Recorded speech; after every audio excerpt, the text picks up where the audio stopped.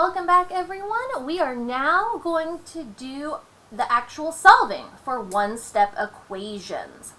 So here's a bunch of examples that we're going to go through. Now, what I'm going to do for each of these is I'm going to identify what we need to move first. So our first equation is s plus 4 is equal to 10.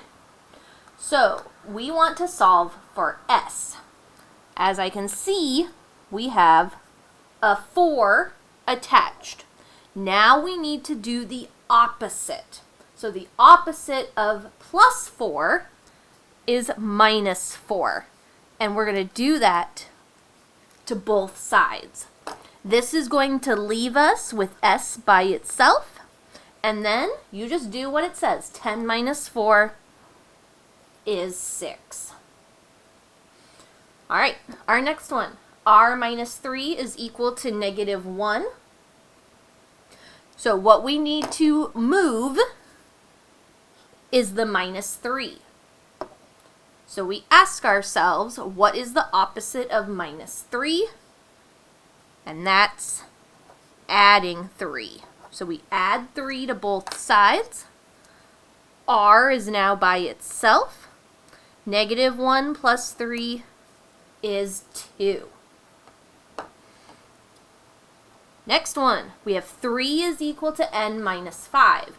So this equation has flip-flopped, but that's okay. The process is still the same.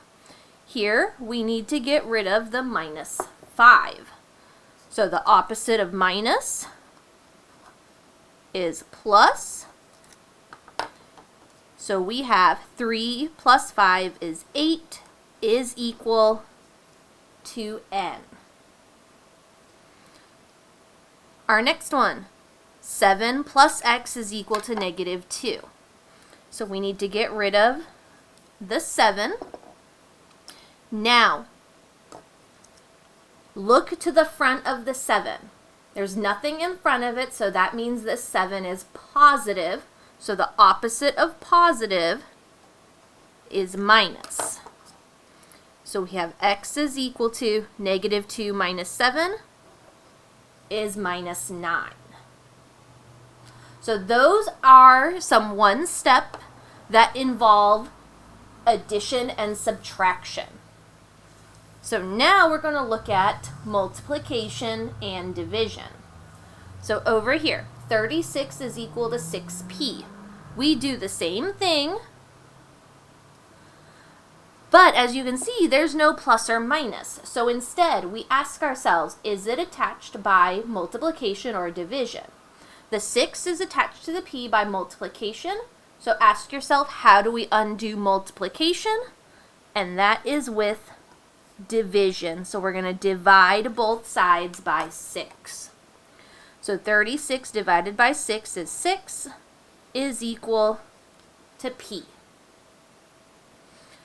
Our next one, we have a negative 5 attached to the y by multiplication. So we're going to get rid of it by dividing both sides by negative 5.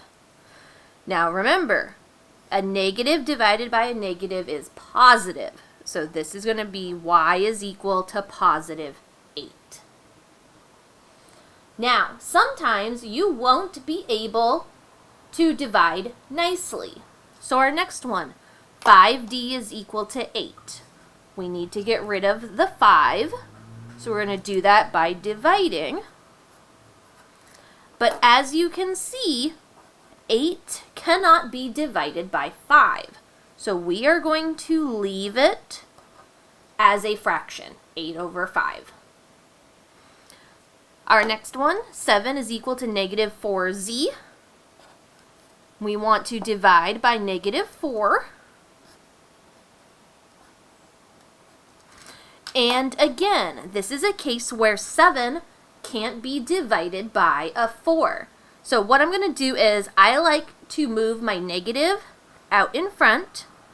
So 7 over 4 is equal to z. So if you cannot divide it nicely, leave it as a fraction. And then our final round, we have x divided by 5 is equal to -3. So since it's the divided by 5 we want to get rid of, you just need to ask yourself, how do I get rid of division? And that is with multiplication. So we're going to multiply both sides. So we have x is equal to -15. And our final one, 4 is equal to t divided by 6. We want to get rid of the 6, and to do that we multiply. So ultimately we end up with 24 is equal to t. And that is solving one-step equations. Now, I do want to make it clear, in Delta Math, you just need to enter the number. So if your answer is 24 is equal to t, you just want to type in 24. If it's x is equal to -15, just type in -15.